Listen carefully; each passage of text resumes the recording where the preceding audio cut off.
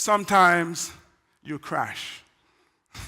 You fail. I mean, that thing that you saw there with us on our head, that's a failure. It's in bobsledding. Let me tell you, you probably don't know this, but in bobsledding, the basic goal is to get from the top of the hill to the bottom, crossing the finish line, right side up. When you do it the way we did it, that's a failure.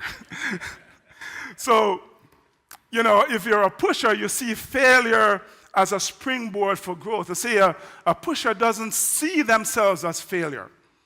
They see the results that they got as failure. Failure for them is not a reflection of their ability, but really an opportunity, a starting point for them to test new ideas and new strategies. Edison said, I didn't fail. I only found 10,000 ways that it didn't work.